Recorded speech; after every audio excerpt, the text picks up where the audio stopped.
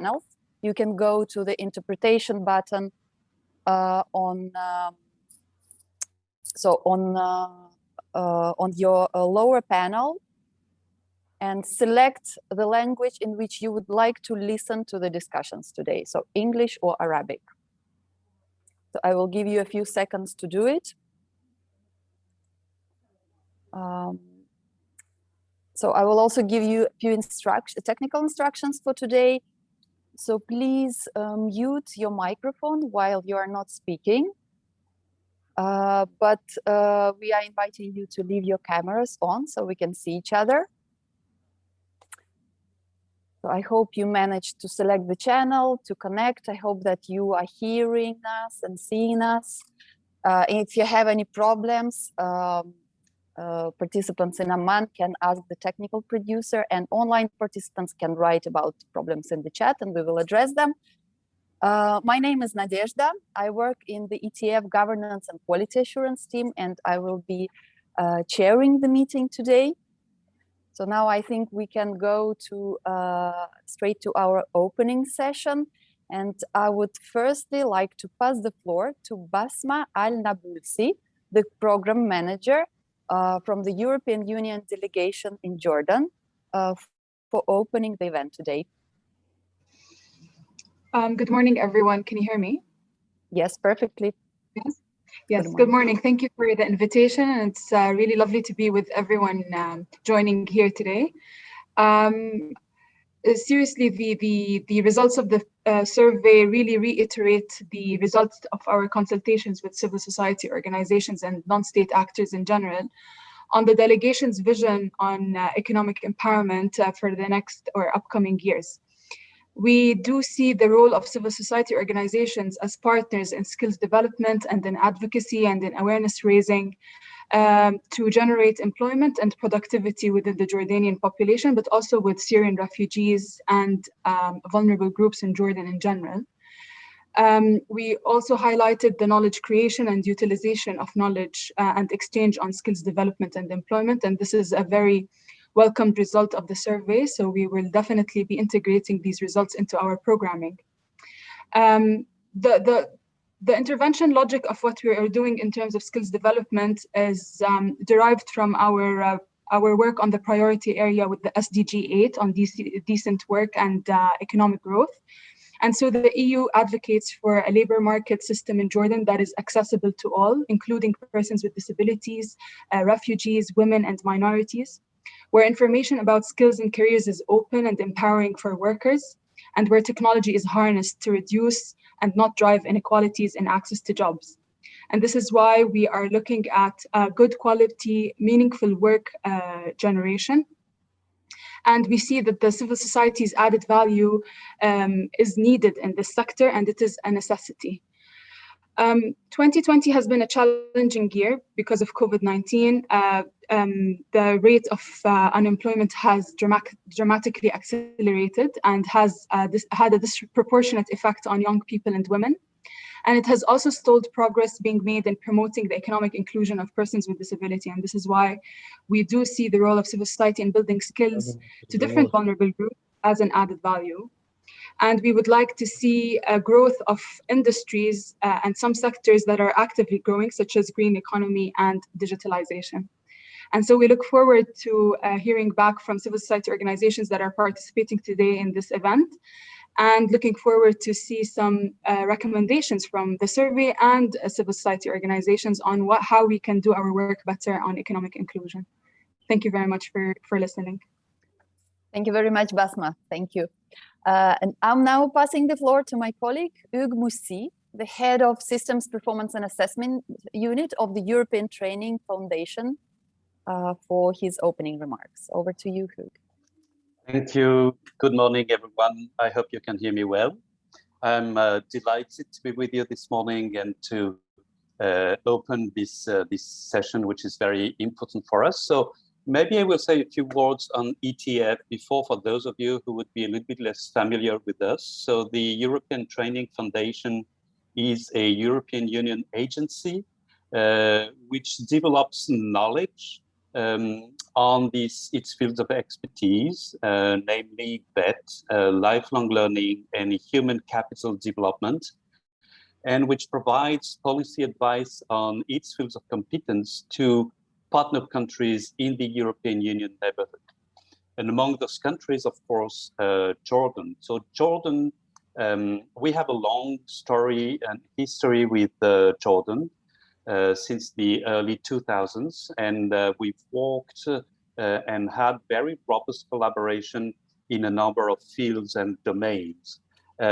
This year, for example, we just published a report on policies for human capital development in Jordan, and we are finalizing a report on skills mismatch, which is another piece of work to contribute to a dialogue on this very topic. In this year, in 2021, in Jordan, we are particularly focusing our work on providing policy advice in the field of governance. And of course, as the ETF is moving to its core work, which was dedicated to VET, to an overarching, to working on lifelong learning more broadly, it's very important for us that we also engage with a broader and variety of partners, which all contribute to learning, but also to promoting better employment. So among these various partners are, of course, civil society organizations, which are crucial in this regard. And that's why we launched last year a survey on civil society organization and their role in the development and promotion of human capital development. So we conducted this survey in 6 partner countries: Albania, Jordan, of course, Serbia, Tajikistan, Ukraine, and Uzbekistan. And today it is very important to discuss with you the conclusions, the findings, the results, and the recommendation of these reports, and hear from you about all of these findings. So it's I'm delighted that we can share this meeting, these hours to discuss all together.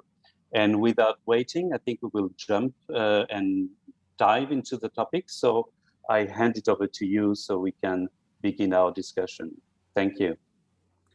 Thank you very much, Hugues. So thank you for our opening speakers, for giving a context and a framework to this meeting. But let me introduce you also the other speakers and moderators of today. So I would like to welcome Eman Mfarrej, national expert and the author of the Jordanian CSOs report. Welcome, Eman. I'm welcoming also Margareta Nikolovska, the senior specialist in VET policies and systems of the European Training Foundation. Hello and welcome, Margareta. I'm introducing also my colleague Munir Bati, the ETF country coordinator for Jordan. Hello, Munir. And I'm welcoming also Stelios Karagiannis, the ETF expert in statistics and data analysis. Welcome, Stelios. And once again, a very warm welcome to all the participants today. So before we start, let me quickly take you through the agenda for the next couple of hours. I will share it on the screen.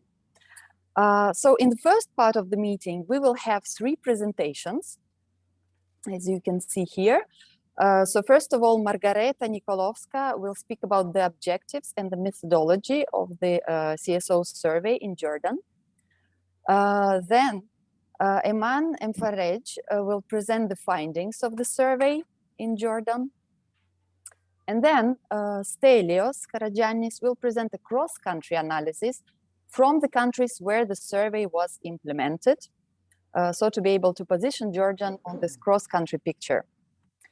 And in between these presentations, we will have sessions for questions and answers. So I am inviting all the participants to use the chat. It will be our important communication channel today. You can write your questions either in English or in Arabic, because we have interpreters who will help us to translate.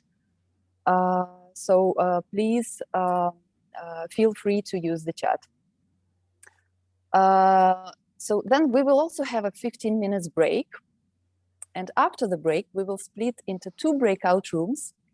Each of the rooms will be dedicated to a theme from the survey. And we will have around 30 minutes time to discuss and to express your opinions, feedback. And then reporters will present key reflections of these 2 discussion groups to the plenary. And so this will take us to the final part of the meeting. We'll have some time for final comments and conclusions. So this is our plan for this morning. And now let's start with the first presentation. I'm inviting my colleague Margareta Nikolovska to present the objectives and the methodology of the survey. Over to you, Margareta. Mm-hmm. Thanks, Nadia. You can share your screen. Yeah, let me now share my screen. Yeah. I hope you can see the slides, right? Yes, yes, you can see it. Yeah. Okay, yes. Good morning also from my side, and again from Torino, where ETF is based, but from home, of course, because here we are in a lockdown and already second year, let's say, which makes our lives not so easy. I would have loved to be with you in the room in Amman, which we see on the screen, but unfortunately we will need to wait this to happen. I'm very grateful to the colleagues from EU delegation that have already set a very interesting scene for our discussion. I am grateful to my colleague Ug, who reminded us that it's also very important, apart from seeing the country context and discussing it to the country context, to look also beyond and in the broader perspective of the survey. Let me continue from there and actually try to bring up closer to you what we try to achieve together with you, CSOs sitting in Amman and in Jordan, exploring human capital development issues and certainly the role of CSOs as important actors in the governance. There are a number of reasons why we decided to have this survey. One obvious reason is certainly understanding better how in the changing context of changing societies, especially driven by this disruption which was brought by COVID-19, how we see these opportunities for civil society organization and human capital development.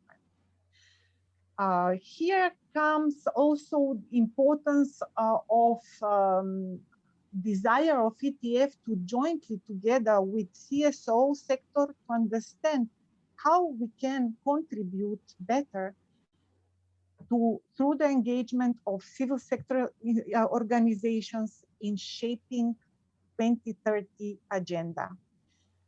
This is certainly linked very much with the notion that ETF brings into the discussion related to lifelong learning elements, and what does it mean when we integrate this logic in the context of informal and non-formal learning. Sometimes it happens when we discuss with policymakers that we often talk about teachers, we often talk about schools, but it is not only about that. It is much more beside this story. There is a full sector which we need to explore better, and especially how civil society organizations can contribute to human capital development. The first exercise that we need to do was certainly to understand and to map the civil society sector, because in order to go deeper in understanding lifelong learning agenda, then human capital development and the contribution the institutions can make to this agenda, it is certainly important to understand deeply who are those organizations that in their mission and vision integrated human capital development.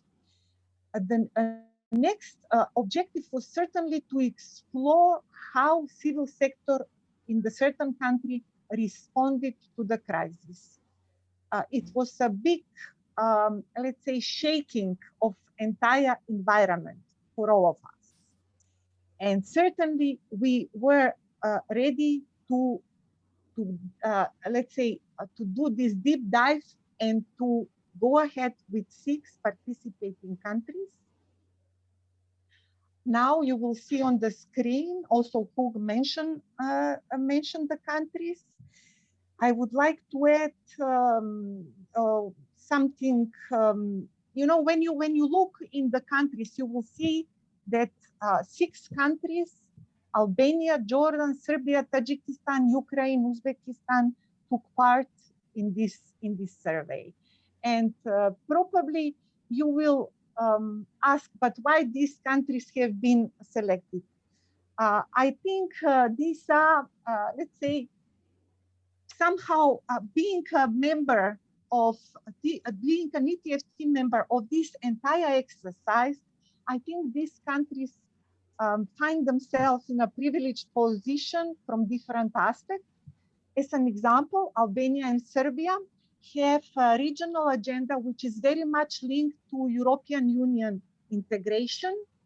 Then Tajikistan, Ukraine, Uzbekistan share some commonalities which are related to their past, which is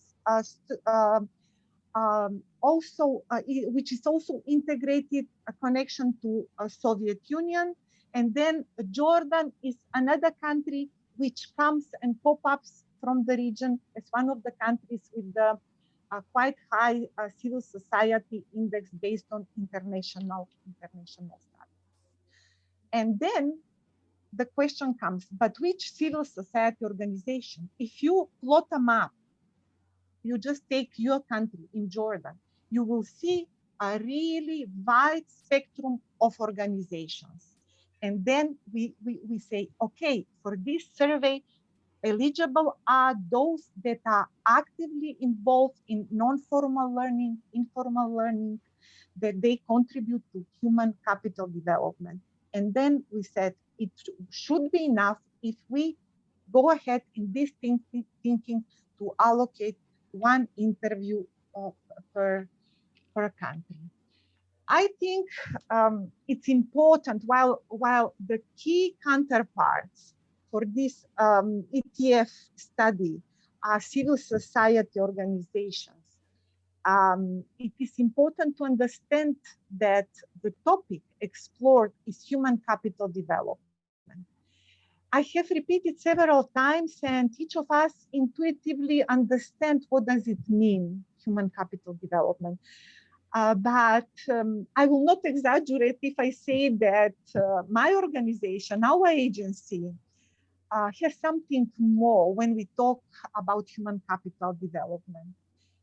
It is very important to understand that we bring in our discussion not only knowledge and attitudes, but also we bring in our discussion the skills and competencies. Then our understanding is related to the way that human capital is something which is unique to the individual, and it belongs to every person and It is individual and dynamic notion, which means is changing over time. So that's the reason why we focus on human capital development, and mainly through the point of lifelong learning and vocational education and training. Well, these are the CSOs actions that we try to map through the survey, because even if you go in human capital development deeply, then you have another challenge where what is the limit? What are the boundaries of this human capital development that we would like to explore? Here you see several bullet points, how we set up the boundaries of human capital development. It is about skills development through non-formal and informal learning, mostly related to youth and adult people, that services that CSOs implement to link learning and employment. It is also about awareness raising and advocacy when it comes to skills development and employment, and of course, again, knowledge sharing experiences. I'm not going to go in the details of this definition. I am just going to leave it on the screen like it is, because we really know and intuitively understand what does it mean to civil, what is the meaning of civil society organizations. Still, the major issue which pops up when we pick up this EU definition is that it is mainly related to the democratization processes and how they contribute to these processes, but again, empowering the citizens so they can impact on the developments in their societies. The selection of CSOs was not an easy exercise. You will see here what types of CSOs we involved in the survey. Basically non-governmental organizations, community organizations, then also examples of youth organizations and organizations that operate in the different sectors of human capital development, that those that are addressing special needs of children and adults. Because I think my time is running up, I will immediately go to the last part, which is basically giving more methodological insights about the survey.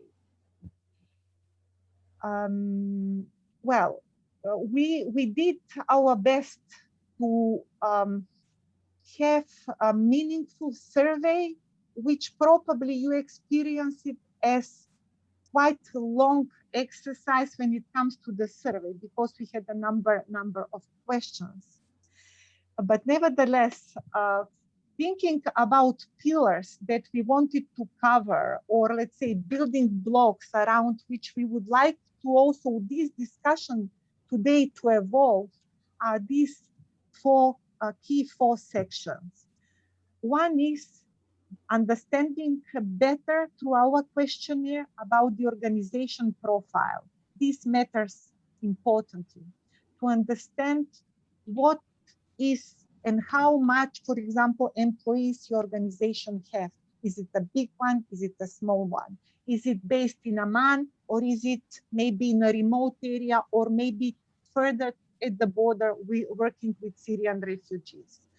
Then the second important element of the methodology is to understand the responses that these civil society organizations specifically brought into the COVID as response to the COVID crisis. Particularly here, we wanted to understand from the organizations, what does it mean to immediately end up in a new reality, when everything is blocked, when everything is functioning differently. The Third section is about the stakeholders and engagement and policy design, policy processes, how civil society organizations engage in the dialogue with civil society organizations, and do they have a role in policy processes, whether they are more part of, for example, of the design at the beginning of the policy agenda process, or they are more having role in the implementation, maybe more in the monitoring and evaluation of the processes. Certainly, being ETF, and in order to develop perspective for our future cooperation, we also wanted to understand from you what will be the future that the civil society organization bring to human capital development in their countries. So I will stop here, and I'm grateful to you to being today here with us. I'm looking forward for the discussions today, and especially to the discussions that we will be having in the working groups. Nadezhda, over to you. Thank you very much, Margareta, for presenting why ETF decided to implement this important survey and also the methodology of the survey. I would like to remind the participants that they can use the chat for any questions or comments. You can use it along the way as we speak, as the speakers present, and we will be taking all your questions in the question and answers sessions. But now I would like to pass the floor to Eman Mfarej for presenting the outcomes of the survey in Jordan. Iman, the floor is yours. صباح الخير. صباح الخير جميعا. We hear some echo.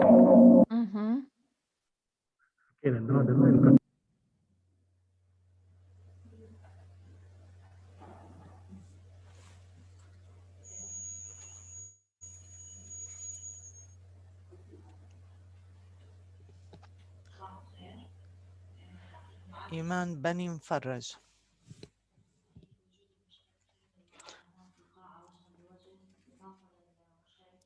لا أستطيع سماعك.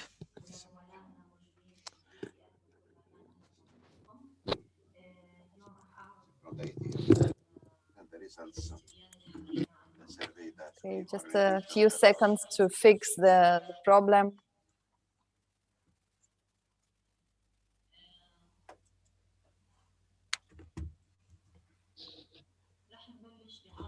We will start about presenting the important findings that we reached at the survey that Margareta indicated to a while ago.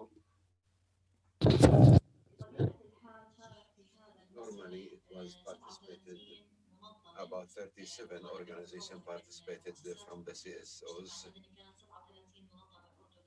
Jordanian CSOs operating in the human resources capital development.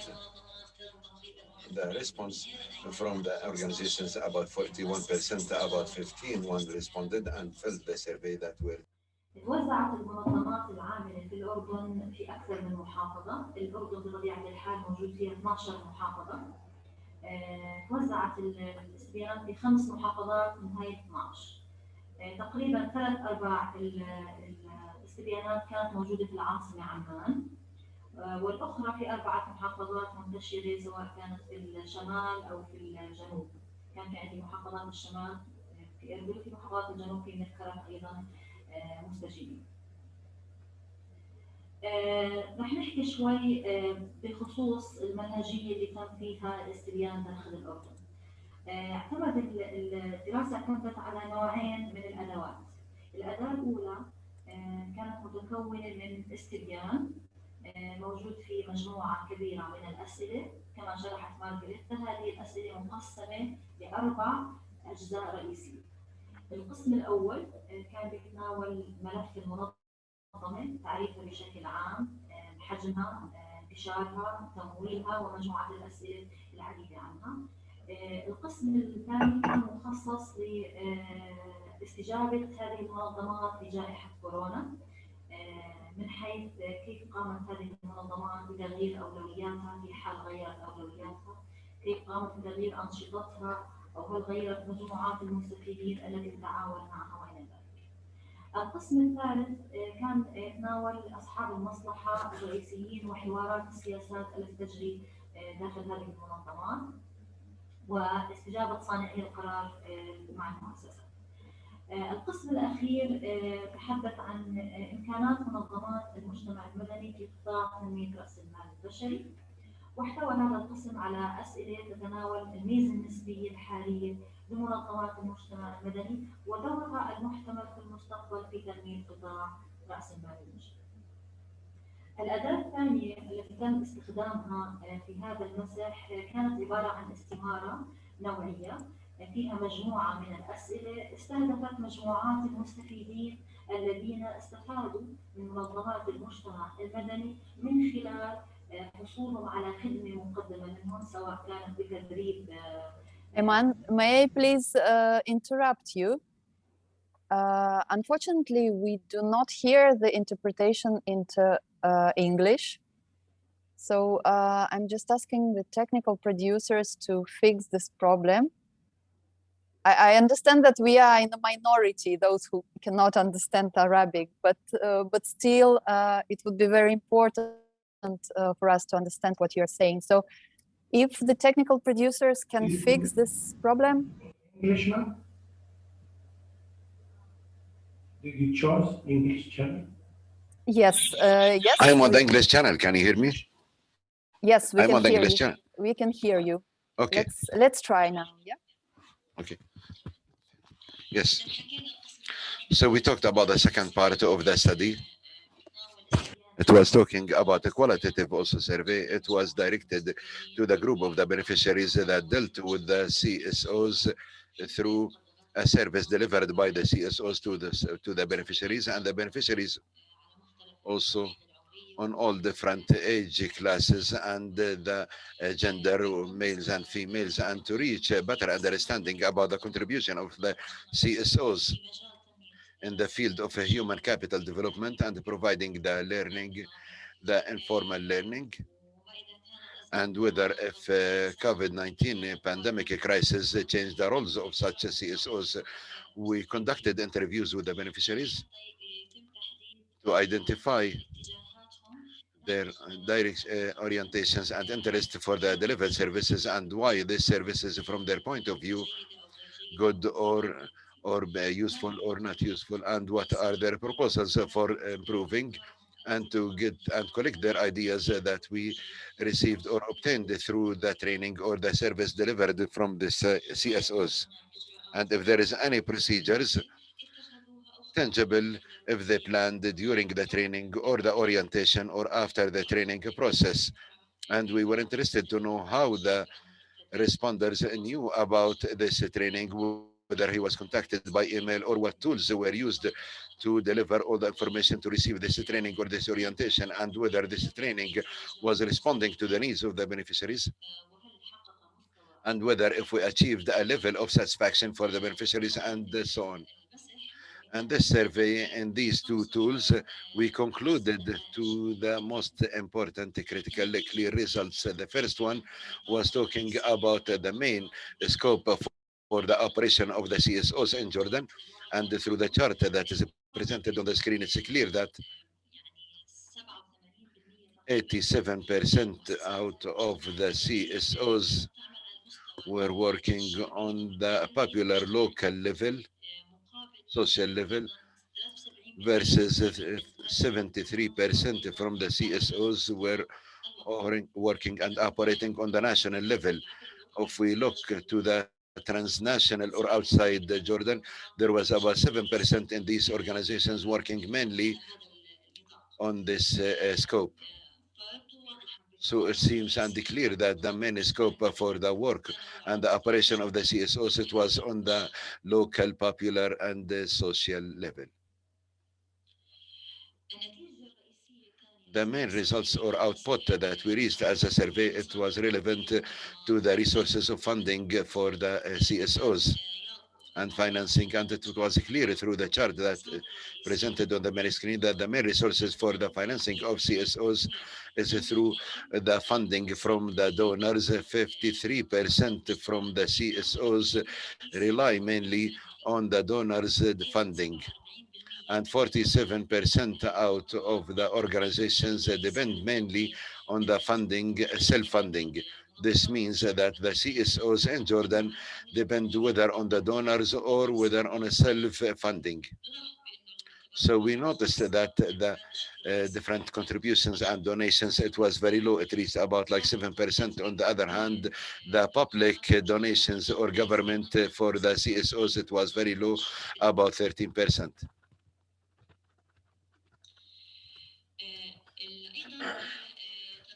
Also, we covered in the survey, as we said, the groups of the beneficiaries from the CSOs, and the survey was presenting to the CSOs these groups to identify who's the main beneficiary and who's the sub-beneficiary and who's also not included in the activities or not in the groups of the beneficiaries for the CSOs. And the results was the women's and males and females and young, they are the most important or clear. All the women and about 100%, they were all beneficiaries from the CSOs, and 93% from the young males were benefiting from the CSOs, and even adults in general, about 86% main beneficiaries.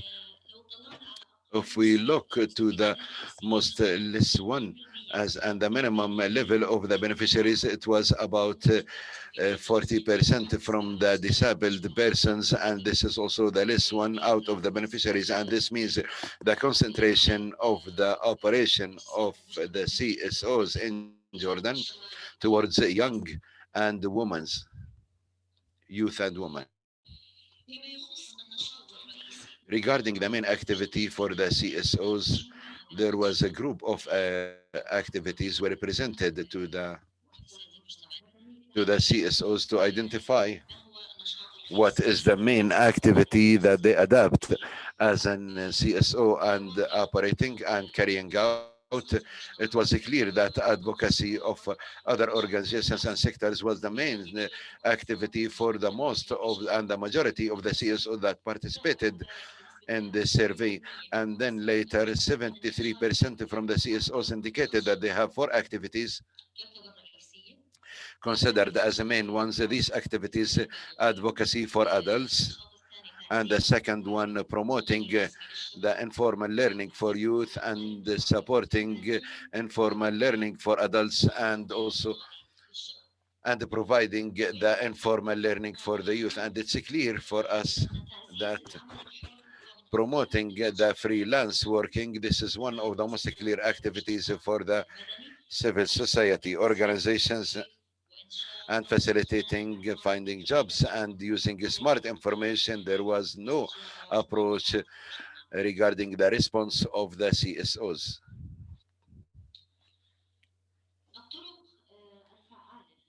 The effective means or tools and the most efficient tools and means and ways for implementing activities and outreach of the beneficiaries groups. And it was clear through the results that the main efficient one or tool for implementing and carrying out all these activities from the point of view of the CSOs, using a combine between the digital training or the virtual training and using technology in addition to the traditional ones, which is already known for all and used for a long time. So 93% from the CSOs indicated that the combination from the traditional and the new technology is the most effective ones. 79% from the CSOs indicated that the training informal courses is the most efficient or effective as a way of communications and outreach.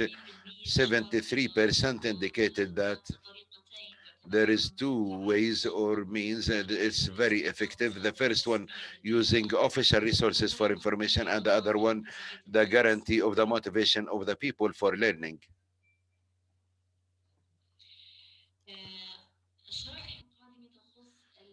The coming and the next slides will be for the second part of the survey that was measuring the response of the CSOs to COVID-19 pandemic and whether if there was any change to the activities or the group of beneficiaries in general.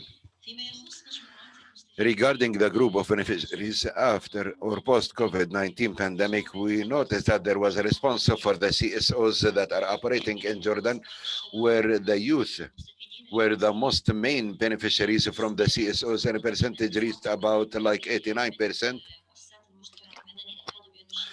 All the CSOs reported that the youth, that the most or the majority of the beneficiaries were from the youth during a pandemic, but the woman, there was a retreat in this, and there was less also. So there is about 65% from the CSOs indicated that 65% from the women's were more benefited more as a result of COVID-19. And it's clear from the chart to the right that the classes or the groups that benefited in a very low percentage from COVID-19, adults, disabled individuals, and in addition to the vulnerable or marginalized adults.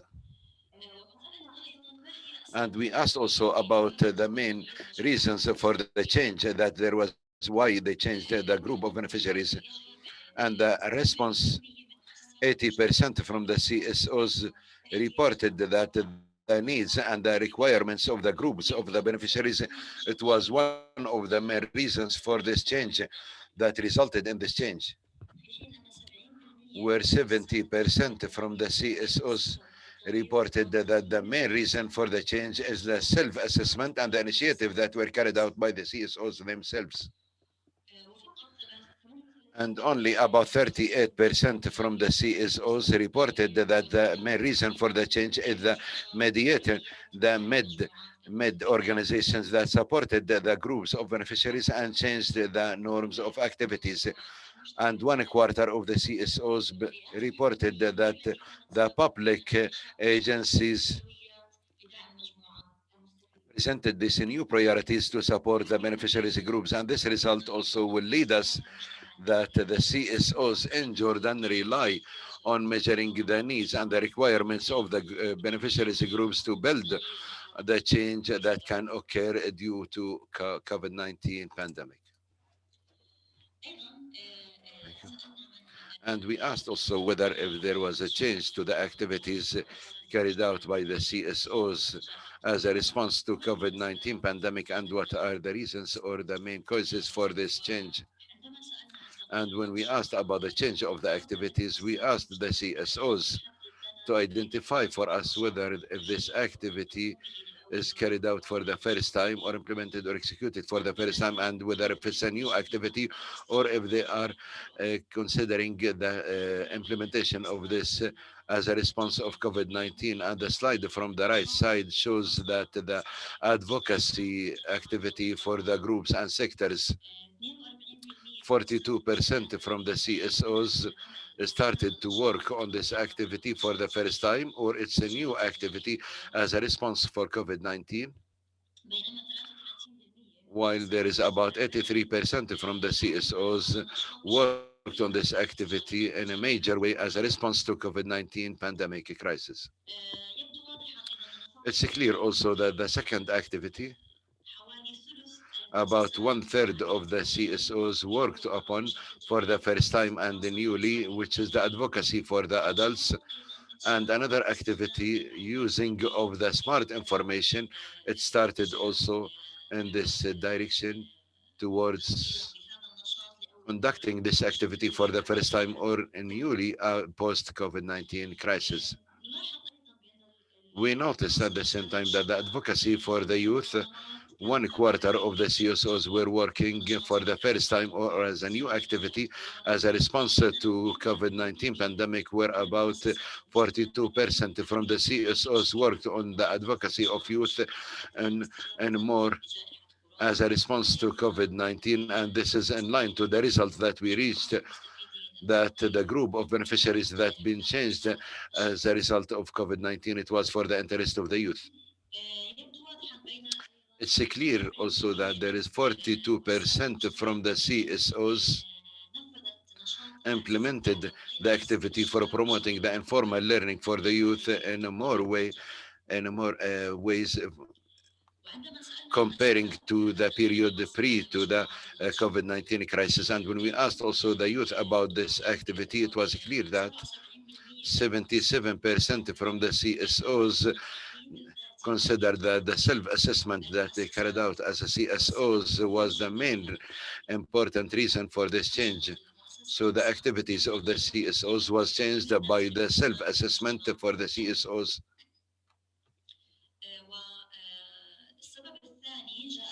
And the second question, 75% or 50% from the CSOs said that the new activities, it was required by the or needs for the beneficiaries, and the CSOs responded to the needs and the requirements and implemented.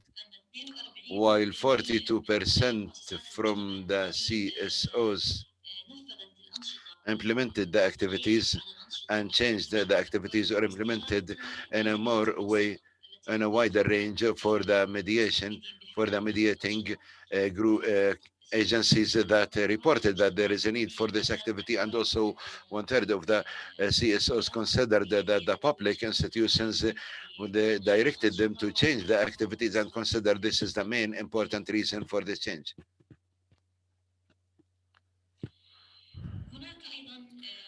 There is also main other results. It will be mentioned as points, and the reports you have it already available will elaborate and explain all the inputs of the two surveys that we mentioned. The most important result that we reached as a survey, that the most important learned lessons for the short term and the response to COVID-19 is providing new services from the point of view of the CSOs. While the learned lessons for the long term, as a response to COVID-19, the increase of the experience and the expertise and improve the skills and the competencies and the creation in their internal procedures and instructions. Regrettably and unfortunately, from the results of the survey, that the participation of the CSOs in designing the policies for the development of a human capital, it was very low. At CSOs out of 15, they said that they participated in policies dialogue. The platforms or seminars or forums for the CSOs and the public institutions or agencies, they are the main stakeholders for the CSOs. When we asked who are the main stakeholders for you, the role or the most important role for the CSOs comparing to the public role, it was the cooperative. We presented the questions to the CSOs, what are the most important role that they carried out or implemented. It was the cooperative one. It was the most important role they did or implemented in partnership with the public agencies or institutions. The most important scope, the CSOs desire to promote their participation in the future is to promote their participation in providing and promoting the main competencies and skills. Regarding the results for the beneficiaries groups, we interviewed, as I mentioned before, that we interviewed all the different age classes from the two genders, males, females, groups of beneficiaries receive services from all different CSOs. The feelings or the towards the training and deliver services from the CSOs in general, it was very good. And reported that the activities of training and orientation added a new value for their expertise and skills and competences. And regarding the summary for their proposals for improvement and developing the delivered services by the CSOs, it was summarized in the following points. First, the wish from the CSOs to minimize the number of the trainees whenever they conduct the training courses, and then use and adapt new effective means for the training, which is the new technology training tools and role playings, and using videos and case studies instead of relying on the traditional conventional training means.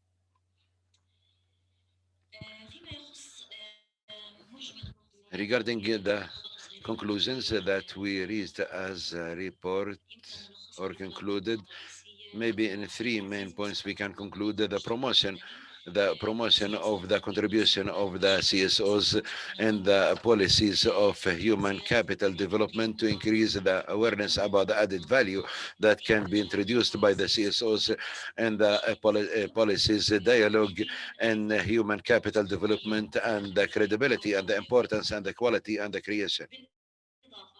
In addition to the importance of the support of the group of the donors to the CSOs and engage them in employment services and the training services and engage them in the discussions and dialogue about the policies or designing policies for human capital development. And the CSOs were looking to a study targeting the specific needs from the CSOs, starting from the youth class that were represented in a good way or manners in the organizations and include other classes or groups that it was represented in a very minimum level as we saw in the results. And also we have other also groups were not represented at all for the beneficiaries for the CSOs, like the unemployed or individuals with disabilities and marginalized migrants, displaced. And it seems that the CSOs is attempting to exert new efforts for providing training and services that can support jobs creations and employment. So as a result, CSOs, they see themselves as trusted partners and they have an added specific value regarding the ability and adaptation and adapting for the development of a human capital and the desire that there will be a recognition for the roles that they are implemented that can contribute in developing the human capital in Jordan. And thank you very much. Thank you very much, Iman, for synthesizing these findings from responses of Jordanian CSOs and also highlighting important recommendations and conclusions. Definitely, this gives a lot of food for thought and possible follow-up. So now I would like to invite all our participants to a questions slot. So we have some 10 minutes for questions, for reflections, your reactions to the presentations of Margareta and Iman. So please, you can either use your chat to post a question in Arabic or in English, or if you wish to speak, you can just raise your hand and we will give you the floor. There is a raise the hand function in Zoom. If you see a button reactions on the lower panel, you can click on it and you see the raise the hand button. So please, dear participants, the floor is yours.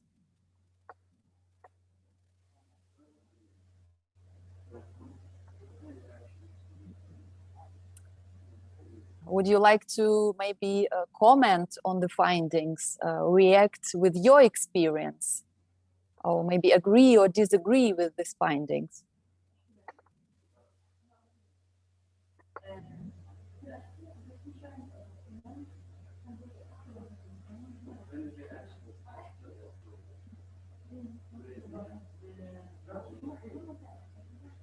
Nadia, you have yes, I see. Yes, I see a hand from Abdullah. Please go ahead.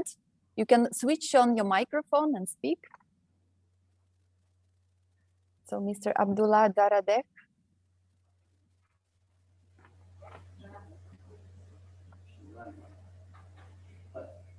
بسم الله الرحمن الرحيم.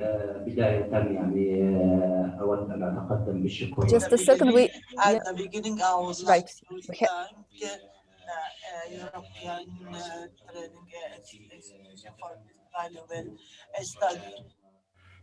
excuse me, may I please interrupt you? Our interpretation into English has some problems. So I'm just asking the technical producer to fix it. في مشكلة بالترجمة لإنجليزي مش سامع الصوت. Can you hear me now? With some disturbance, but more or less. Let's try.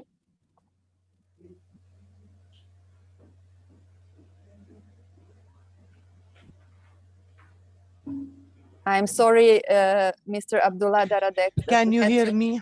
سامعيني؟ Yes, I can Okay, hear now you. right. Uh, تفضل. So please, Mr. Abdullah Daradek, can you please سيد عبد الله repeat تفضل. your comment? وأرجو أن تعيد ما ذكرته وتبطئ شوي. At the beginning, I would like to thank the European Training Foundation for this survey that we hope that it could be like a database for the civil society organizations and to be like a database for the civil society organizations in Jordan so that these organizations can keep on going and building on what they did before and to continue with the track of services to all the sectors of the community so that it will feed into the inclusive development process at the national level or at the regional or international level. The second point is that I would like to thank all the people who stood behind this survey and all the people who contributed to this great work with its results. And please allow me to thank Mrs. Iman Bani Mufarraj, who exerted a huge effort to come up to results that we hope that the results will reflect the real picture of the reality in the civil society organizations in Jordan. Because as you all know, in this world we suffered in the last year from the pandemic, and that led to stopping most of the activities and it shadowed all the sectors and in particular the learning and training sectors. My question will be about two main points. The first one, as we read in the report that resulted from this survey concerning Jordan, that the outputs of this survey is a main pillar for the international agenda for 2030, and it is also a main pillar in the policy making and the decision making and developing the plans in general. The main lesson learned on how the COVID-19 impacted learning, and because I'm close to the education field in general, that the world in the normal situation is going toward the e-learning, and before was going to that direction even before the pandemic, but the pandemic gave us a study, a lesson, and forced us to start to use this type of education or e-learning. My question is about this part. What will result from this survey based on the conclusions that we came up with, and how could the European Training Foundation contribute in supporting the CSOs in the process of playing their different roles within the circumstances and the obstacles they face in Jordan. And the second question, how the European Training Foundation can help the civil society organizations to be able to participate in an active manner in the process of practicing their role in the dialogue and drawing the policies with the active parties, whether governmental or international parties. And I thank you and I apologize for taking too long of your time. Thank you. Thank you very much. شكراً جزيلاً. Very important questions on the follow-up on the survey, because indeed we are not stopping with just, looking at the results, but we need to talk about the follow-up. So I'm asking my colleagues, Margareta, maybe to react to this question. Thanks a lot. Indeed, the depth of the question is شكراً جزيلاً significant. لك على عمق هذا السؤال وهو سؤال جوهري. I mean, I need to immediately to say علي أن أقول that فوراً the depth of the question أن is عمق so big السؤال that probably عميق we will جداً need بحيث jointly أننا to ربما have a نحتاج discussion أن for يكون half a لدينا day at least نقاشات to come up with, مشتركة let's لمدة say, نصف يوم على الأقل meaningful لكي نتوصل proposals. إلى Nevertheless, I want معنى to go تقترحه. back where وعلى we أي started حال أريد أن أعود and من حيث to بدأنا address the issues in pragmatic أتعامل مع manner. القضايا بطريقة Yeah. براغماتية. The first point that Mr. Dr. النقطة Abdullah الأولى التي أثارها mentioned الدكتور عبد was الله important كانت contribution on ETF survey مساهمة to مهمة جدا International للمسح Agenda 2030. ومساهمتها في الأجندة الدولية لعام Exactly. This is what we would 2030. like to بالضبط achieve. هذا ما نريد أن نحققه. We are small as an نحن organization, but منظمة if صغيرة، we cooperate with our ولكن إذا countries, تعاوننا if we مع cooperate with our زملائنا ومع partners, دولنا ومع now also شركائنا including civil society وأيضا بما organizations, فيها منظمات we المجتمع can المدني really الآن find better نستطيع ways أن نجد how to طرق contribute to this أفضل agenda. لكيفية المساهمة Again, بهذه the الأجندة. perspective is ومرة human أخرى capital المنظور development. هو تطوير رأس المال البشري. So we will continue jointly إذن with you to explore سنستمر this opportunity. بالعمل The معكم first للبحث في هذه opportunity الفرصة. is in our والفرصة working groups, الأولى هي في which مجموعات will العمل follow up الخاصة after coffee break. بنا والتي The second سنقوم important بها بعد point that you بعد brought استراحة القهوة. in your السؤال reflection الثاني is المهم الذي how ذكرته CSOs هو actually contribute to policy كيف process. تستطيع أن It's تساهم very مؤسسات interesting المجتمع what I can المدني tell you في now. وضع السياسات. In case وهذا of سؤال Jordan, مهم جدا. let's وفي حالة discuss it. الأردن My دعونا colleague نناقش Munir ذلك. is leading that زميلي working منير group, and سيقود let's هذه go deeper. But مجموعة I عمل will allow وسنتعمق فيها myself أكثر. وأنا to نفسي raise your curiosity and to mention something وسأعرض سؤالك which I ولكي learned from أشير other إلى شيء countries تعلمته and من other دول أخرى discussions that we had ونقاشات before أخرى discussion with قمنا بها CSOs in قبل Jordan. أن And I'm going نتناقش to مع give you case منظمات of المجتمعي Albania. In المدني في الأردن. Albania, وسأعطيكم الحالة في CSOs found في themselves that ألبانيا. they mostly وجدت منظمات contributed المجتمع المدني أنهم in the يساهموا في العهد policy الأفضل monitoring process. بعملية They did مراقبة not found themselves السياسات contributing ولم in the يجدوا policy أنفسهم design, يساهموا في little تصميم also in the السياسة policy والقليل أيضا implementation. في تطبيق Major وتنفيذ السياسات. contribution was كانت in the مساهمتهم policy الرئيسية monitoring process. في عملية مراقبة السياسات. Then I have three more points about this reflection. Margareta? Yes, Margareta, one just, more and I think, just yes. short, because we have one more question. Thanks. Yes, okay, thank you. Just important conclusion, which I could not agree more with you, is that in fact we learned a big lesson with COVID-19 and we are moving everybody to e-learning. So while we can be critical and raise kind of worries about COVID, definitely COVID-19 and e-learning is achieving much more in this area than we working in the policy processes and trying to let's say, assure teachers to use digital did not manage with years. So within 1 year, all schools here in Europe and in other countries were forced to move to e-learning. For the two remaining questions, I will be looking forward to discuss it later. Nadia, over to you. Thank you, Margareta.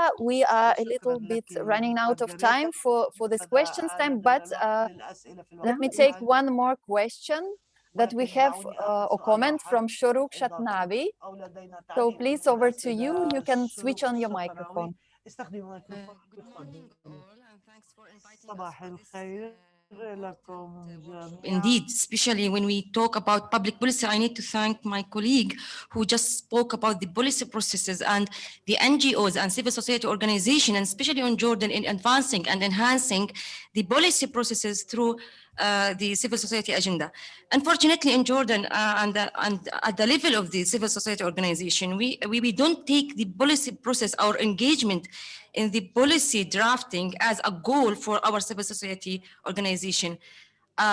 Working on engaging in civil society organizations through the last maybe 5 or 7 years, I can just imagine that our civil society organization, unfortunately, don't take the policy process or engaging in drafting the policies as a goal to what we should do.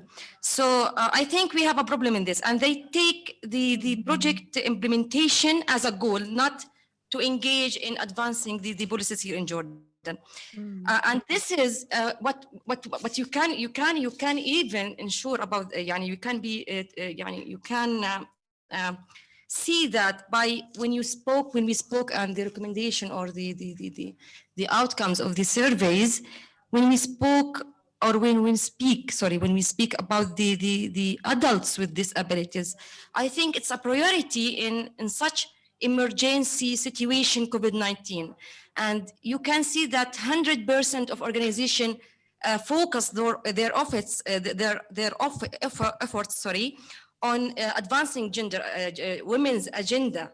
This is good and this is okay, and gender and women's issues advancement is a cross-cutting issue, and this is perfect. But also, if we have real policy drafting processes or policy advancement, we should focus on the adults with disabilities, because those people we always speak about them, we always speak about their needs, but when we come to the actual engagement of those people, you can see from the survey no one work on the disabilities agenda. Why? Because it's not a trend now in the civil society organization in Jordan. Why? Because the women's agenda is a trend, and this is what we are suffering here in Jordan, that we are the whole civil society organization, we just work on what the trends today, and even when COVID-19 comes, they all try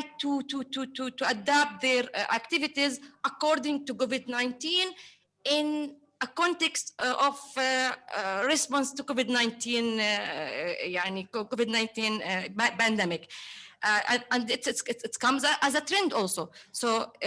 And this is why we see taking care of those people with disabilities are not taken really into consideration when we do our projects, because we don't have policies in this issue. We don't look for a policy,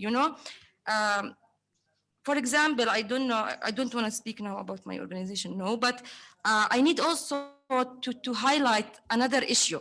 In the survey, we talk about the general picture of the civil society organization in Jordan, but we didn't take into consideration the new established one, and especially those who were established within within the period of the COVID-19, and those who are responding to this survey. So I think the new established NGO who are self-funding, who funding their self, I think another question should be targeting them. Because here in our meeting, you have many civil society organizations in Jordan. Many are working in this field 10 years, 20 years. And like my organization, we are working for only 2 years, and we were established in the period of COVID-19. And I think my reflex on the survey and my comments absolutely will be different. They should be, I think the new established one should have a separate survey, and the old civil society organization should have another survey to measure the attitudes, I don't know, the attitudes of the new established one, how they act, and then the old civil society organization. Do they change their tactics? Do they my English again now. Do they contributed in the enhancement of the policies, since they are too, they are very old, they are old organization, and those old organizations should take aware of the policy drafting rather than the new established one who are seeking for new funding resources to implement women's or youth agenda or something else. And this is also when we spoke about also here about the youth, also now the youth agenda are a trend in Jordan. So we are in Jordan. If I need to brief my all this intervention, I will speak that the civil society, the Jordanian civil society organization in Jordan are working according to trend, not according to policy making or policy drafting. I'm sorry for that. Thank you. Thank you very much, Sharouk. Very important messages that I would like to invite you to take also to the discussions in the breakout rooms, because now we don't have very much time to follow up on your messages, but I would like to highlight what you said. So the importance for the CSOs to put in front of themselves a goal of engagement in the policy process.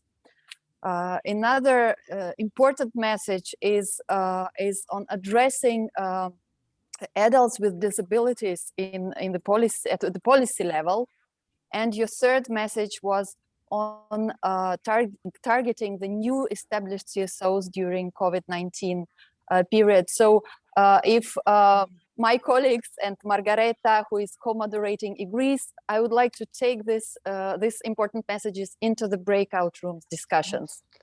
Yeah. Okay. Thank you very much for this very interesting questions and answers slot. Now I would like to announce a short break. Let's have a 10-minute break, not 15 if you agree as in the agenda, but 10 minutes. So now it's in Jordan, it's 11:12, I think. So let's come back at 11, let's say 25. So please do not log out, stay logged in, and we will see each other at 11:25 Jordan time. And I think we are very envious about all the participants in the Amman conference room who can see each other face to face. ومشاركة خبراتكم معنا وسعيدين في هذه التجربة. بخصوص السؤال الأول، تكرار الحوار بين منظمات المجتمع المدني، الشركة الوطنية للتشغيل والتدريب تشارك في العديد من الاجتماعات مع أصحاب المصلحة بما يخص meetings with the stakeholders regarding the human capital development and vocational training and education from the governments or from the other training providers or from the private sector or at the level of the ministries. According to my information, there are between 2 to 3 dialogues yearly, including the Torino process within the stakeholders and the other stakeholders in Jordan regarding the development of the training, vocational training and education in Jordan. عند الحديث عن تكرار الحوار، نعم. So when we talk about the frequent of the dialogue, yes, there is a frequent dialogue between the stakeholders and the civil society organizations. Some of them concentrate on the policies, while others discuss the executive projects and others discuss the activities and the implementation of the steps regarding the vocational training and education in Jordan. I think there is an umbrella within the Ministry of Labor, which is the Commission of the Skills Development and Competences in Jordan, the TSD, and this commission is concerned with the practicing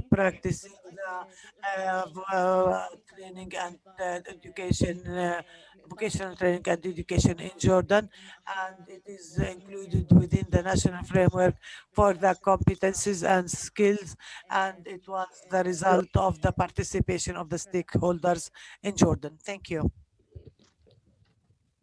Thanks a lot. Dr. Abdullah, yes, دكتور please. عبد الله تفضل. Good afternoon. أنا سأتحدث عن I will talk about the first question, which is the frequent of the dialogue between the CSOs and the stakeholders in the field of human capital development. I will not talk about the frequent in a statistical manner. I will talk about the effectiveness of the dialogue and its impact. Unfortunately, and I honestly speak through my perspective as an activist in this field, many of these dialogues lack the spirit. And I will clarify my terms because sometimes I'm not understood when I use some terms.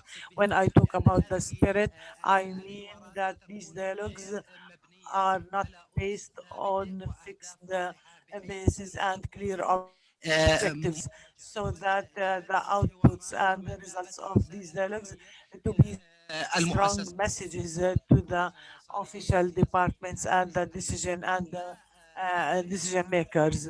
What I suggest from my personal perspective, which could be right or wrong, that we need to unify the CSOs as a whole, so that we will have an institutional umbrella, whether it was governmental or non-governmental, to take care of this sector, which is the CSO sector, so that these dialogues, to be first, the organizations should be concerned with the official dialogues that are led by the governmental departments or the government in general, or the semi-formal institutions.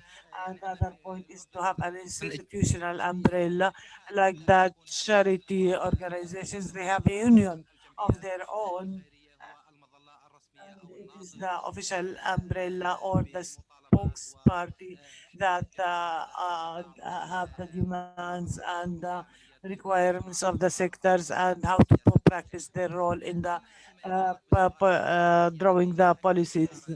And the second question, what is the more interesting answer from the sector? And in order not to be described as being pessimistic, I will raise my interview regarding the full half of the cup, so that when we talk about the women participation through the results that were seen in the results of the survey, and the highest percentage was on women, and it was around 100%.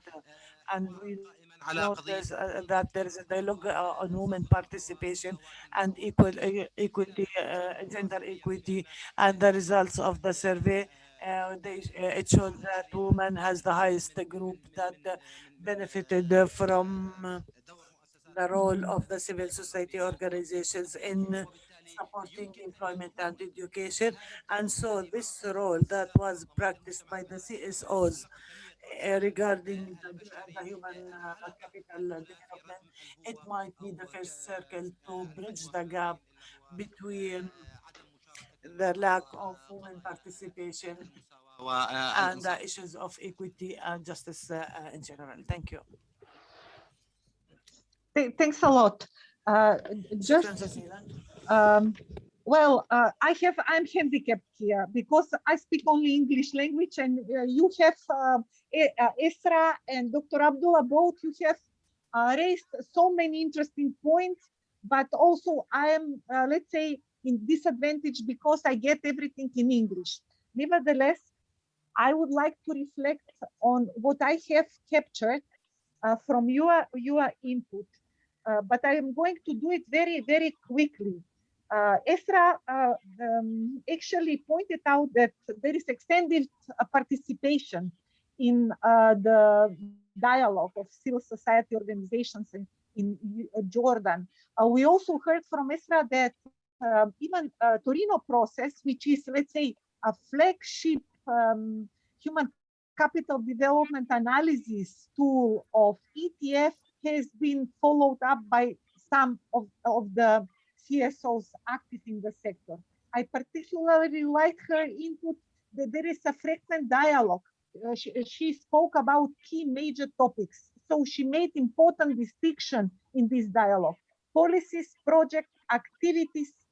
She pointed out on an umbrella organization, Ministry of Labor, connected also influencing the dialogue through the National Committee on Vocational Education and Training. Quickly, what Abdullah brought, it's about the outputs of this dialogue. Yes, I cannot say more than to agree with you. It is very important to really have clear outputs that will bring impact of civil society more on the policies and contribute shaping the society. This is not unique for Jordan. This is a major challenge of civil society sector. I will allow myself to refer to our discussions that we had in the morning. There was an input in the morning from Jordanian colleague who very clearly said, okay, maybe civil society organizations are also driven by the trend. I mean, it's very interesting issue. I mean, it's also confirming from what Mr. Abdullah said that, in fact, our survey confirms that in case of Jordan, 100% of women contributed from the input. This is, I'm not saying this is good and bad. I'm just saying that probably, you know, there is a trend to finance, to fund, or to push for some objectives, which is absolutely okay. But the challenge remains how all this makes sense. There are new civil society organizations. There are some which are closing down. So it's extremely dynamic sector. And we do need insight to understand how this can be done better. So in this context, I thank you very much for your excellent contribution in this working group. I would now like to ask another participant to pick up the microphone and let us know another point of view. We have still 5 minutes more. Nadia, I think. Yes, confirm. Okay. Yes, Rana Akal? Yes, go ahead, please. I'll try to be short. It's so hard to speak with a mask. For the first question regarding the dialogue, I think we have a huge gap in Jordan in terms of dialogue between decision makers, policymakers, and various stakeholders. Usually the decision is made based on some studies measuring the gap at the governmental level for the vocational training and other sort of education, continuous learning education, based on the gap between the qualifications of the graduates and the market needs. Usually these studies take time until they are published, until they are produced, and by the time they start implementing the recommendations, the need is outdated. So they need to look at a new need. So I think the biggest issue is that the private sector is missing. The employer of the graduates and those whom are getting learning is missing. And in this dialogue, if the private sector is not involved, then the purpose or the impact of the training and continuous training is not that efficient. Regarding the second question, what are the most interesting findings? I know it's very good to see so many women participating in the training, but I noticed that the most important topics for today's time, like climate change, are receiving the minimum action by the CSOs and the other education. That is in under point 1.4 in the report. And the second finding that really drove my attention is under the activities 1.6, that the main purpose of the training, which is enhancing employability and enhancing the opportunities in the market, were the weakest. The main activity of CSOs, it's like CSOs are working on a different area that does not really support employment. Enhanced self-employment is only 33, 47 for the creation or use of intelligent information, which is the future for the coming years, and facilitate employment. These are like the most important and the weakest in terms of implementation. Thank you. Thanks, Rana. Excellent point noticed, especially this on the weakest contribution, where the CSOs are weakest. Actually, we shall aim to improve, to change. We have Ahmad. But Ahmad, before you go ahead with your input, I want to ask and suggest, Rana, may I kindly ask you that you take bullet points and you report back in the plenary? Is it okay with you, Rana? Yes, yes. Please do so, because you will do it in Jordanian language, and it will be much easier for you than me to do it. Thank you very much, Rana. Now, Ahmad, please go ahead. نعم سوف أتكلم بالعربية إن شاء الله. أنا أحمد من مؤسسة آيدير في الأردن، وكمان متطوع في منظمة جوزيف في تورينو. تمام. أنا لاحظت إنه في المنظمات ممكن إحنا يكون عندنا تواصل مع أصحاب القرارات وأصحاب المصلحة، ولكن لاحظت إحنا عندنا الشباب أو أصحاب المنظمات أو العاملين في المنظمات ما عندنا مهارات الحوار اللي تخلينا نقنع أصحاب القرارات على تغيير وإحداث التغيير. في عندنا كثير بالأردن ممكن نكون واصلين لأصحاب القرار، ولكن مش قادرين نأثر عليهم بشكل كبير من ناحية لأنه عندنا نقص في مهارات الحوار. فبعتقد انه بحاجه احنا ننمي مهارات الحوار الفعاله لنقدر نوصل لاصحاب القرار ونقدر ناثر عليهم من ناحيه Sorry, can I, Margareta, do you receive interpretation? No. Why not? I'm sorry. I'm also having problem. So the English channel is not working for the technician. Can you hear me now? Yes. Now yes. Do you want him to repeat? Do you want him to repeat or to continue? Continue, because Rana is local language speaker, so she's capturing. Okay, كمل. Yeah. I think that we need to develop the dialogue skills to be able to influence the decision makers and policy makers in the field of human capital. We might have more frequent dialogues between the CSOs with the decision makers, but we do not have a strong or powerful impact because of the lack of the active dialogue skills. Thank you.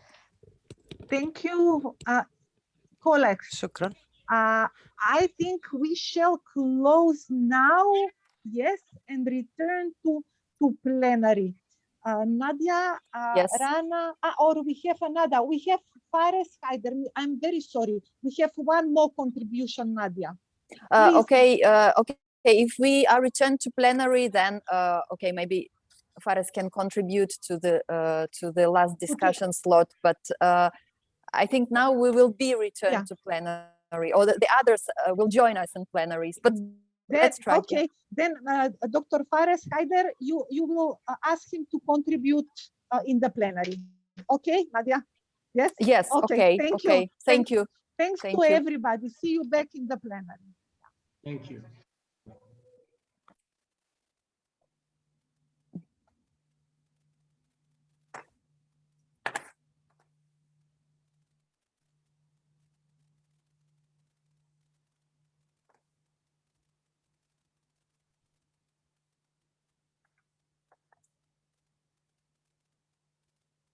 I am asking the technical producer to let me know when everyone is back in the plenary so we can start the reporting from the discussion session.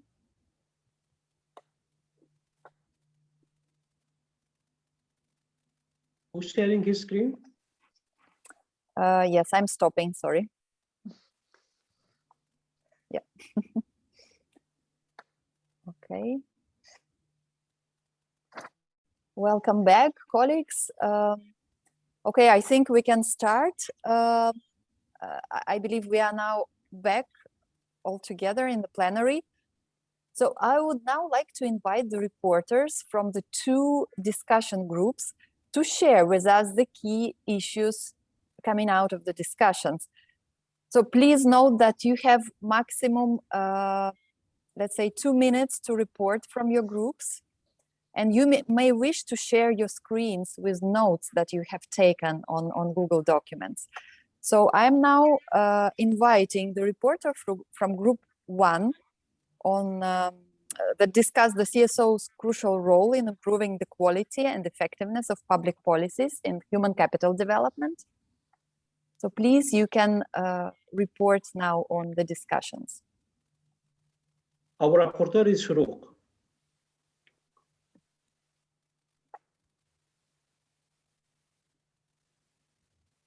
So please, you can switch on the microphone.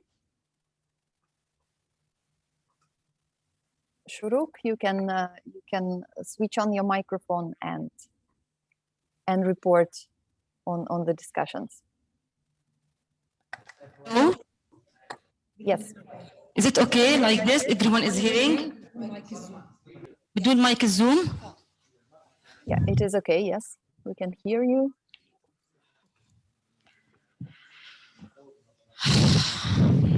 احنا ما لحقنا. Okay, I think the have maybe only 2 focused recommendations, and I think as much as they are focused, as much as they are effective. Our recommendation is to build the capacity building of the new established NGO who have creative consultations at the level of policy. I'm sorry, may I interrupt you a second? We have a very disturbed sound, or at least I do.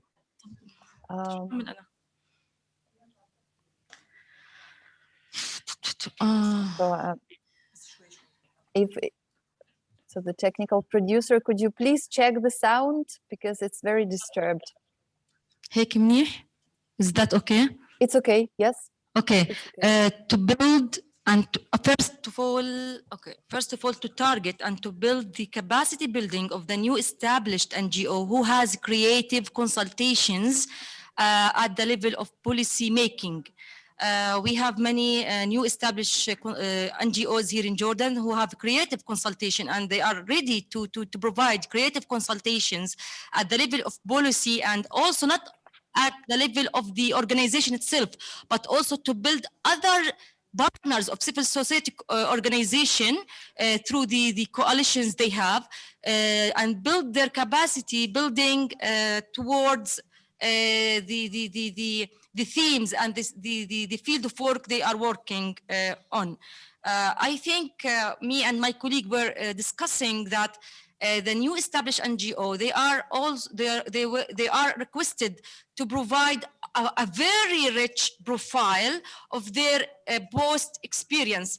While we as new established NGO and within this pandemic and the emergencies, we are trying our hard to support, to financially support ourselves. So I think if you need to support yourself financially and to work on policies, I think it's a challenge. And this is a challenge need to be tackled.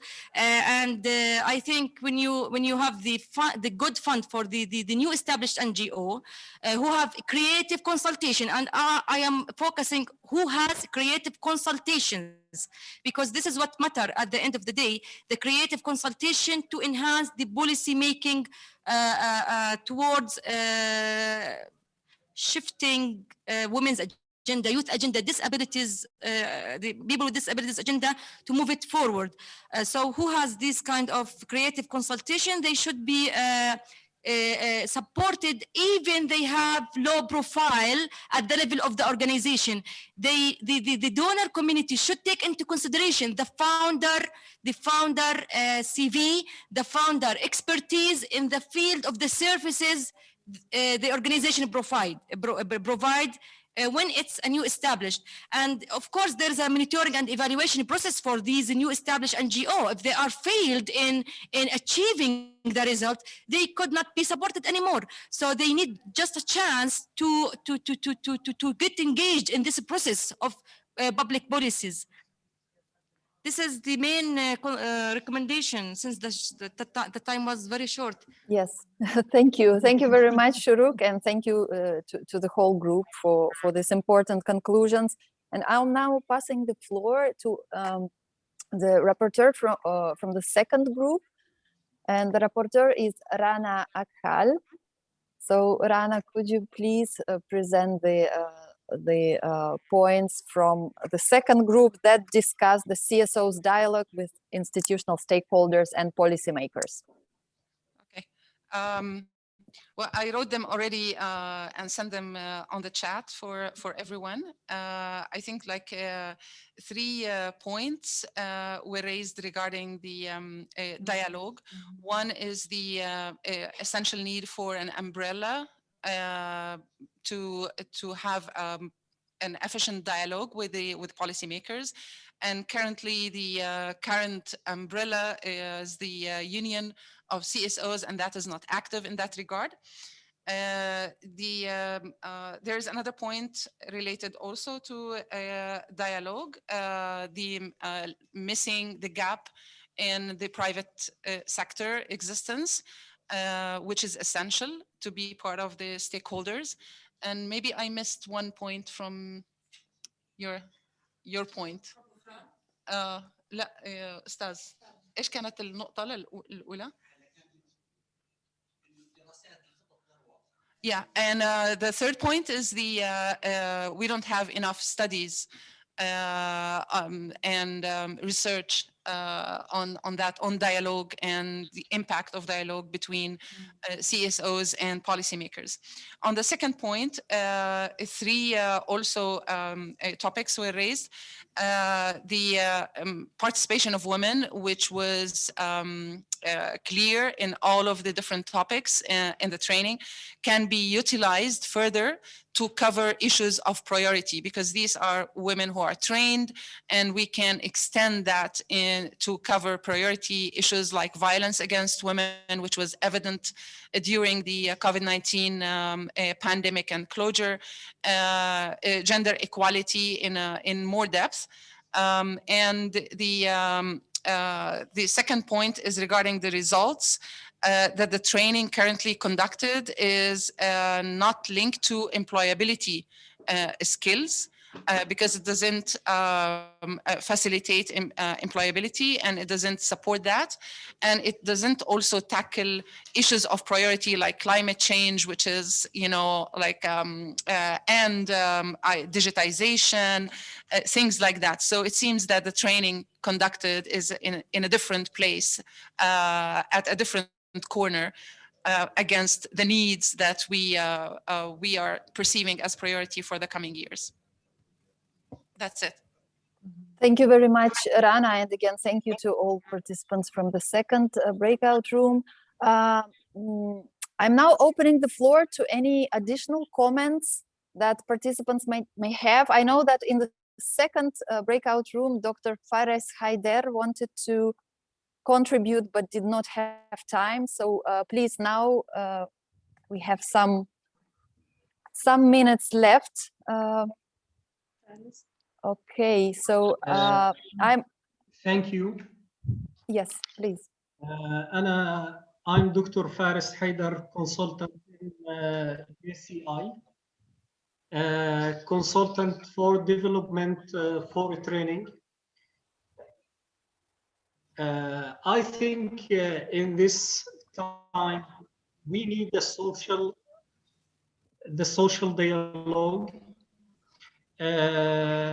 هذا الوقت في وقت الكورونا صار. During COVID-19 pandemic period, there was a need for the dialogue. وأعتقد بعدين about preparing curriculum in our department. Depend on CBT, competencies based on training.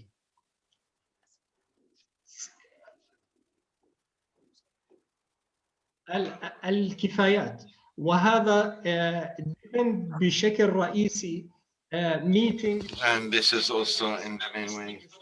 هي نقطة التقاء بين المتدربين والشركاء الرئيسيين وصانعي السياسات. فإذا أعتقد أنه very needs to depend on social dialogue. الدولة أدركت مدى أهمية الحوار الاجتماعي بإيجاد مجال استقرار. دكتور معلش دكتور.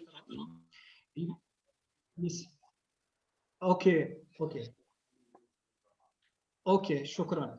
الدولة عربي اوكي. الدولة بتعتمد خلال هذه. So the state depend mainly on the different council and board sectors. They are preparing a curriculum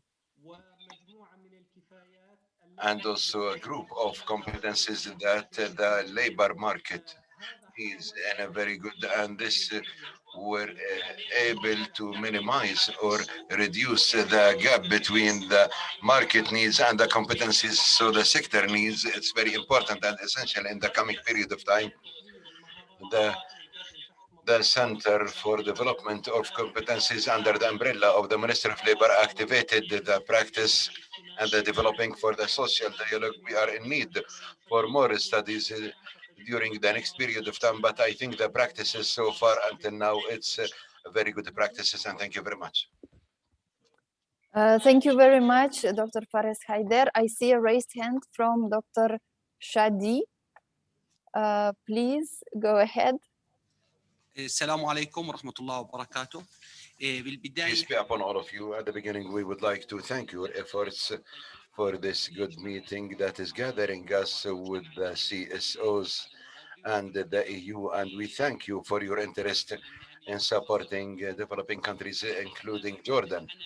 So within the frame of my work, I am a general director for learning for all, for developing the skills of the child, and also in the Association of Al-Ghazalati. During our work in the period of COVID-19, or at the beginning, let's comment on the repetition of the consultation in developing the human capital development in the field of creation and innovation. The main point is dialogue is not taken seriously, and all the time there will be plans set unclear and a time frame not specified or identified, and the policies will be set ahead of time, and most of the time there will not be taken into consideration the opinion of the CSOs or the private sector, and this will be just only limited for the opinions of the government, and we are lacking for the different clear studies. As for the training, we are in need for the graduates to have training and receive training after graduation, and also even the rates and the marks for the acceptance in different specializations, where sometimes this will reduce if we don't have enough or sufficient fund. If we can't train our graduates, maybe we can do selection of the higher rates of marks for specific different sections like IQ for university students according to their specializations and studies in the college. And we are focusing most of the time on the training under the digital world. Now, country is one of the third countries, but we are very advanced in the technology field, but we are lacking for many of digital learning aspect, knowing that we are going now for digitalization. And we talk about another point, even in schools, we have the issue of learning. The last publication for the ministry or reports from the Ministry of Education, like about 120,000 students didn't receive learning and during the pandemic, and many of them were deprived from their right of learning. Maybe this was due to many causes or reasons like the internet connection or laptops. And for the disabled children, we don't have digital platforms where we have like about 13% from the disabled children. These children, they don't receive any, they didn't receive anything during the COVID-19 due to the weakness of the digital platforms we have. And we talk about the other last point, that we are in need all the time for periodic meetings to share success stories and exchange expertise among all the different organizations. And we thank you for the efforts, and hopefully it will be sustainable. And if there is any support in the future, to be directly with the CSOs without the intervention of the government, because we are honestly in the third countries or in Jordan, we don't trust our government most of the time. Bids and work and businesses, it will be depend on the personal relations and ties. And thank you very much. Thank you very much, Dr. Shadi شكرا Abu Roman. جزيلا Thank دكتور. you. I'm now inviting maybe one last comment because we really ran out of time. It's very difficult because I see two raised hands. Okay, I'm giving the floor to Dr. Abdullah, because he might have some additional comments on what the rapporteurs have presented. Okay, excuse me. I'm sorry. خلينا نحكي بالعربي. Very concise. Just هي بس 30 seconds. اوكي، ما انت ضيعتيهم. هلا الفكره انه النقطه انه انا بدي بس اصحح لغط صار حول انه الهدف كان من الاستبيان هو We don't have interpretation into English. Shall I start? Can you hear me now? Yes. Okay. Yes. I was about, or I noticed the confusion بقضيه الهدف about an issue that was raised about the aim of the survey, which is to know the role of the CSOs in supporting employment. They did not practice employment, تقود الى but to polish the skills and competencies that lead the unemployed people to the labor market. شوي. And the second point that I want to take about.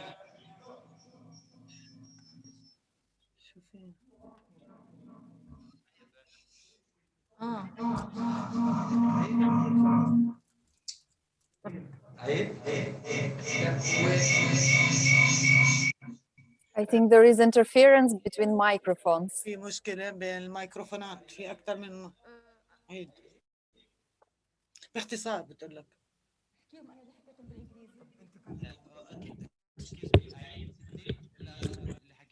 Shall I repeat? Do you want him to repeat or to? طيب هي نقطة سريعة، هم نقطتين. It's a quick point. إنه يعني هنالك لغطا حول اللي هو الهدف. There is a confusion about the purpose, to know the extent of the CSO's response and their role in supporting employment and not to employed people. And so that the programs then needed to raise their skills and training about creating job opportunities either through the CSOs or the governmental sector. And the second تتفضل تحكي عنه. point, I will leave it to Mrs. Shuruk to talk about. technical chaos. I just want to speak about the policies according to the vocational training in Jordan. This is the biggest problem according to the education in Jordan. Many young men and women are going to the academic education, and there is no encouragement or there is no policies according to the vocational training in Jordan. And if we need to really to focus today on this workshop and how to enhance the public policy according to the employment and the vocational employment, we need to take this as a priority. We need a consultation for our national priorities. Today, our national priorities, and in the middle of the unemployment rate. Yesterday, I was training 20 young women and men aging from 15 to 32, and no one are working. Can you imagine? No one has a work.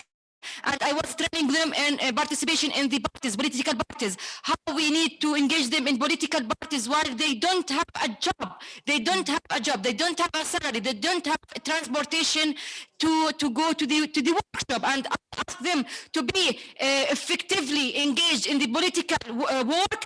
This to know the public policies. No one has an idea about the public policies. Yesterday it was a real experience. I was about to cry.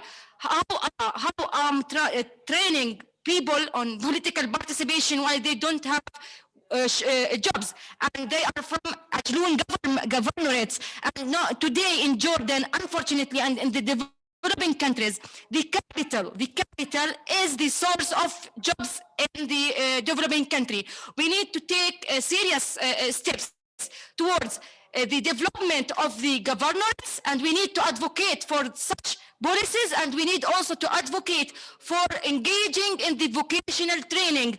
Today, even the quality of education is moving back, is moving back, not moving forward. So we need those young women and men who have talent, who have the skills, for example, in designing, for example, clothes, in designing any food or something, to go to such jobs instead of going to the academic. And now we have too many people who are graduate looking for jobs in offices, and as you know, in our developing country, it's the pressure is on a man, the pressure on the governmental jobs, and no one is seeking for other source of employment. For example, in the governorates or on the traditional, for example. Thank you, Shuruk. I'm sorry, I have to. I'm sorry. Thank you. No, it's a very strong message. Thank you very much, and I think. Because we are running out of time, it could be a kind of final comment and with such a strong message. And I would now like to pass the floor to Margareta for wrapping up this very rich discussions. Over to you, Margareta.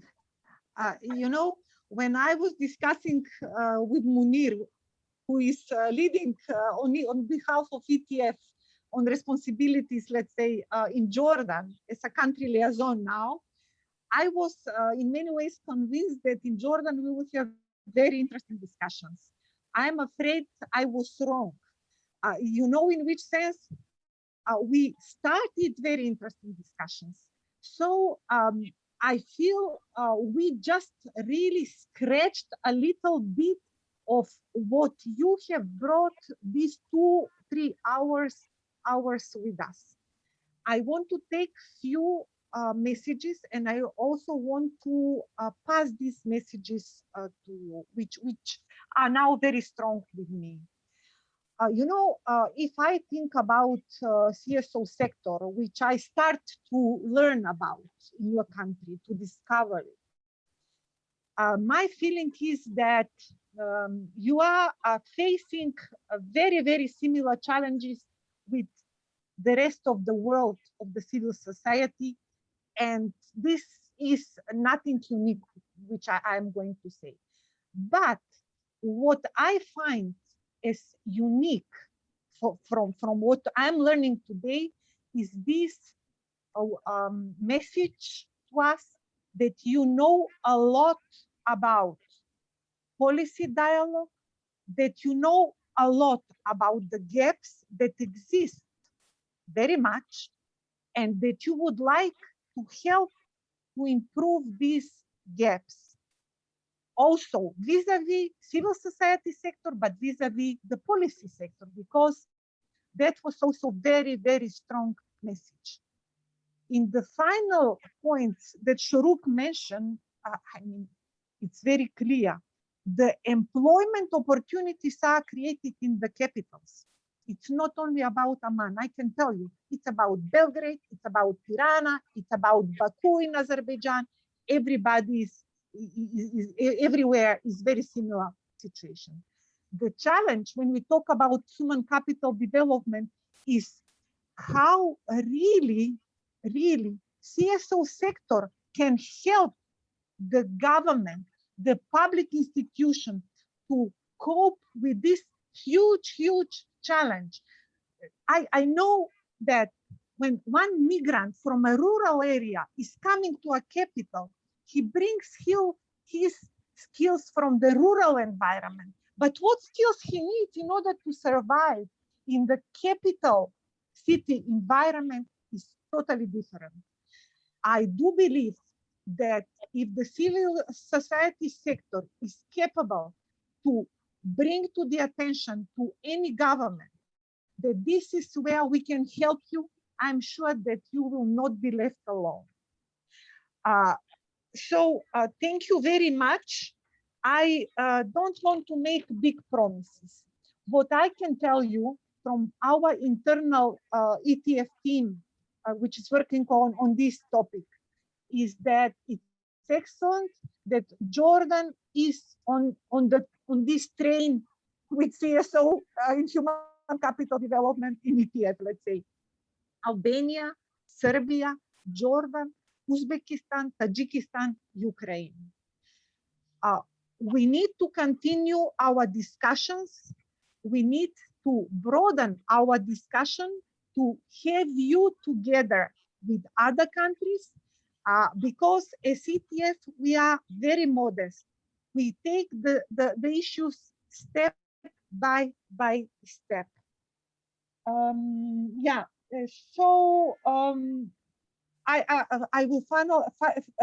will close with this. We do have a lot to learn from experience of civil society sector in Jordan. Please, let's work towards that joint common sharing of experiences.